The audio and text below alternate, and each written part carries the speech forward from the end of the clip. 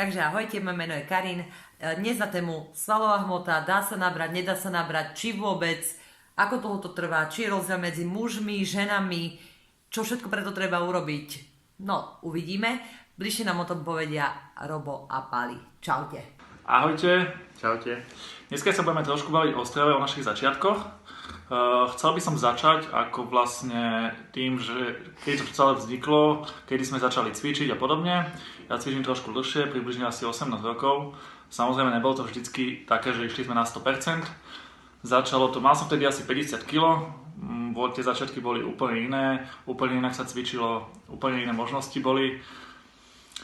Čo sa týka aj štúdií, boli úplne nejaké iné. Postupom času som sa zdokonoval tým, že som si o tom študoval viacej a viacej. Robil som samozrejme začiatočnícke chyby, boli tam rôzne stagnácie, ale dostal som sa v podstate z 50 kg, momentálne moja váha súčasná je 95 kg. Súťažná váha býva približne 83 kg, tam sa veľmi veľa stiahuje. Mne to trvalo veľmi dlho, lebo ja som nemal také možnosti. To znamená, že musel som si tie chyby vychytať sám, ale on už mal tie možnosti a sám vám povie, aký je ten rozdiel, alebo aj ten rozdiel cítil vlastne, hej. Tak, keď sme ešte sa nespoznali, tak som mohol mať okolo tých 90 kg. To je akože jasné, že som bol nízky, že som aj trochu vyrastol, tak som bol nízky, bol som taká gulička. Tak som bol proste úplne zavodnený, tlstý som bol. A keď sme začali spolu cvičiť, tak sa to pekne stiahlo. A asi tak, a teraz už po tom roku a pol cvičenia mám okolo tých 90 kg, čo som mal na začiatku a úplne inej forme. Iba kvôli tomu, že proste jem kvalitné suroviny, rýžu, vajíčka ráno, osené vločky, mäso, hovädzie, kurácie, moršacie, ovocie, zeleninu, proste dávam kvalitné aj suplementy, kvalitné tréningy ťažké a to sa mi darilo. Ja sama som bola príkladom toho, že som si myslela, že keď dojdem do fitka, hej, tak dvihnem činku, tak naberem hneď veľa svalovej hmoty a bude zo mňa veľká silná žena.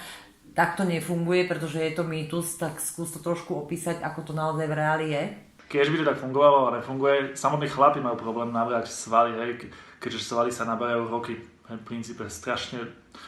Je to veľmi zdĺhavý proces u chlapov a to sa bavíme o tom, že ženy majú oveľa menšiu produkciu testosterónu, čo je vlastne akoby základná stavebná jednotka pre ten sval.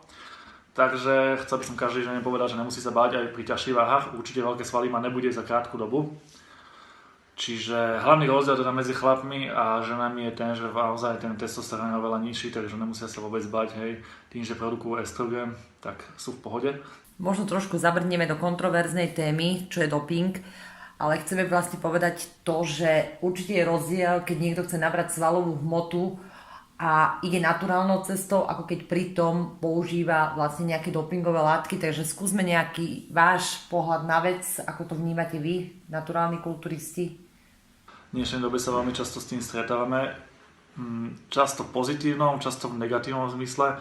Nechcem to ani odsudzovať, ani hejtovať, ani si to nedovolím povedať. Len trošku poviem rozdiel medzi tým naturálnym svetom a takým tým ľuďmi, ktorí berú ten doping. Čo sa týka toho naturálneho cvičenia, je to trošku úplne iné, aj čo sa týka stravy, aj čo sa týka tréningov. Je to trošku iné v tom zmysle, že tým, že človek jednoducho dáva ten doping, väčšinou sú to anabolické steroidy ako testosterón, rastoverón a podobne. Naturálne telo to produkuje oveľa menších množstvách, preto človek ako naturál musí dať aj ťažšie váhy, aby trošku navýšil ten testosterón, aj rastový hormón.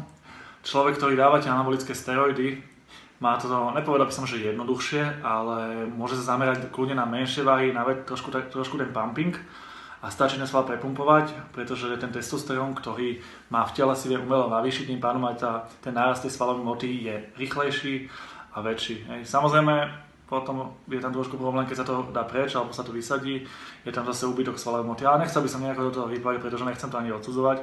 Samozrejme je to každého rozhodnutie, ktorou cestou sa dá. Ja osobne som naturál, to znamená, že nebudem teraz robiť ani nejaké veľké rozdiely, je to iba teoretická rovina. Ale len som to chcel spomenúť kvôli tomu, že dnešná doba je tým strašne zahltená a ľudia si strašne milia to, že začnú, ja neviem, niečo brať a teraz budú strašní bodybuilderi. A takisto netvrdím, že to ani títo ľudia s tým dopingom majú jednoduchšie. Hej. Je výhodnejšie, že môžu viacej drieť, viacej makať, hej, čo znamená, že samozrejme potom vyzerajú lepšie, to je logicky. Ale je to na každom, samozrejme je to na každom, nech sa rozhodne, ale určite by som začal to naturálnou cestou a človek uvidí, že či to myslí vážne, nemyslí vážne.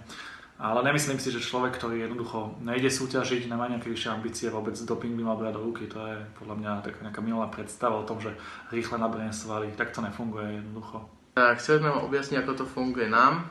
Tieto témy sú také najčastejšie v tomto svete, takže chceli sme to trošku vysvetliť. Je to náš subjektívny názor alebo pohľad na vec, nám to takto funguje, ideme nejaký čas.